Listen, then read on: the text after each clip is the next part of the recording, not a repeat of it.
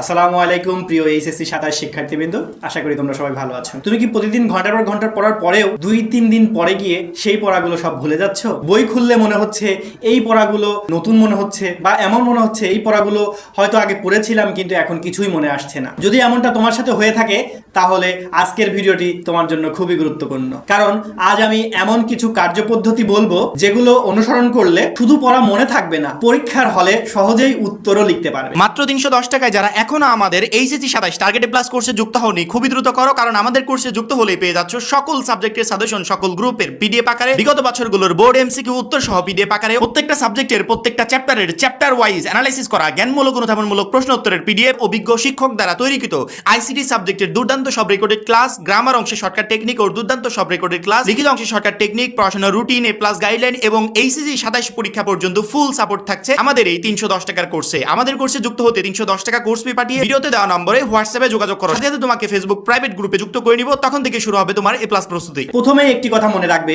সমস্যা তোমার স্মৃতিশক্তিতে নয়, সমস্যা তোমার পড়ার পদ্ধতিতে। আমি এখন তোমাদেরকে কিছু টিপস দিব, সেই টিপসগুলো মেনে চললে তোমার ইনশাআল্লাহ এই সমস্যাগুলো দূরীভূত হয়ে যাবে। টিপস নাম্বার 1, শুধু পড়ে যেও না, নিজেকে পরীক্ষা করো। অনেকেই একটি অধ্যায় 4-5 বার পড়ে শেষ করেছে, কিন্তু তাকে যদি প্রশ্ন করা হয় তুমি কি পড়লে, তখন সে সেটার উত্তর দিতে পারে না। তাই প্রতিবার একটি চ্যাপ্টার শেষ করার পরে তুমি বই বন্ধ করে নিজেকে প্রশ্ন করবে এই অধ্যায় থেকে তুমি কি কি পড়লে, কি কি নতুন শিখলে, বা কি কি তোমার মনে আছে, এবং যেগুলো তোমার প্রশ্ন তো হয়তো তুমি নিজেকে নিজে তো করতে পারছো না, তখন তুমি ওই চ্যাপ্টারের উপর কিছু ইম্পর্টেন্ট কোশ্চিন সাদা কাগজে লিখবে। লেখার পরে তুমি নিজে নিজে চেষ্টা করবে সেই প্রশ্নগুলোর উত্তর দেওয়ার জন্য। যদি তুমি পেরে যাও আলহামদুলিল্লাহ, আর যদি না পারো তাতেও কোনো দুশ্চিন্তার কারণ নেই, তুমি সেই পড়াগুলো আবার রিভাইজ দাও। রুলস নাম্বার 2, একদিন পড়া হয়েছে পরবর্তীতে ওই পড়া আর ধরবে না, এমনটি করা যাবে না। আজকে তুমি পড়লে ভাবলে হয়ে গিয়েছে পড়া, এটাই সবচেয়ে বড় ভুল। রিভিশন ছাড়া কোনো পড়াই বেশি দিন মনে থাকে না। তার মানে তুমি আজকে একটি চ্যাপ্টার শেষ করেছো, পরবর্তী 3 দিন, 5 দিন, 7 দিন, 10 দিন, 15 দিন, 30 দিন, এইভাবে পর্যায়ক্রমে তুমি সেই পড়াটা 10 মিনিটের জন্য হলেও সেটাকে আবার একবার নজর বুলিয়ে যাবে। তাহলে দেখবে ওই পড়াগুলো কখনোই আর ভুলছো না। রুলস নাম্বার 3, মুখস্থ নয়, বুঝে পড়তে হবে। দেখো, একটা জিনিস যদি তুমি না বুঝে শুধু মুখস্থ করো, সেই জিনিসটা তোমার বেশি দিন মনে থাকবে না, কারণ মুখস্থের জিনিস বেশি দিন মনে থাকে না। তোমাকে একটা চ্যাপ্টারের টপিক বাই টপিক তোমাকে বুঝে বুঝে পড়তে হবে। না বুঝে যদি শুধু মুখস্থ করতে থাকো তাহলে মুখস্থ বিদ্যা বেশি দিন মনে থাকে না। রুলস নাম্বার 4, ছোট ছোট ভাগে পড়তে হবে। অন্যের সাথে কম্পিটিশন না করে তুমি নিজের সাথে নিজে কম্পিটিশন করো, এবং চ্যাপ্টারগুলো ছোট ছোট ভাগে ভাগ করে নাও।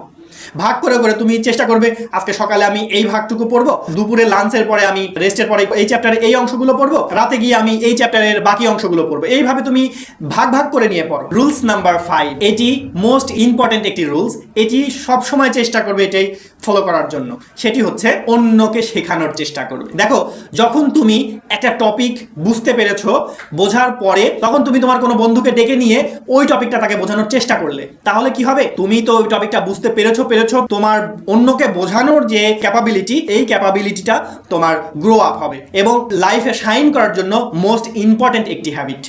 তো এই হ্যাবিটটা চেষ্টা করবে নিজের মধ্যে আয়ত্তে আনার জন্য। আমি যখন আমার ভার্সিটিতে ছিলাম, আমি কিন্তু আমার ভার্সিটিতে যখনই হার্ড কোনো টপিক আসতো, তখনই আমি সেই টপিকটা নিয়ে বাসায় একটু অ্যানালাইসিস করতাম। অ্যানালাইসিস করার পরে আমি ওই টপিকটাকে যত ইজিভাবে বোঝা যায় আমি নিজে সেটাকে প্রথমে আয়ত্তে আনতাম। তারপরে আমি আমার ক্লাসমেটদেরকে নিয়ে আমি ক্যান্টিনে বসতাম, বসে তাদেরকে ওই টপিকটা আমি তাদেরকে বোঝাতাম। এটা আমাকে অনেক বেশি হেল্প করেছে ভালো রেজাল্ট আনার জন্য, এবং আজ আমি এটা আয়ত্তে আনার কারণে কিন্তু আমি আজকে তোমাদের সামনে বসে আছি, এবং আমি তোমাদের আজকে শিখাচ্ছি। এই জন্য প্রিয় শিক্ষার্থীবৃন্দ, আমি তোমাদেরকে যে 5টি রুলস বললাম, এই 5টি রুলস যদি তুমি ফলো করো ইনশাআল্লাহ, তাহলে তোমার পড়া মনে থাকতে বাধ্য। তো প্রিয় শিক্ষার্থীবৃন্দ, আজকের ভিডিও আমার এ পর্যন্তই। ভালো থাকবে, সুস্থ থাকবে, আমার জন্য দোয়া করবে। আল্লাহ হাফেজ, আসসালামু আলাইকুম।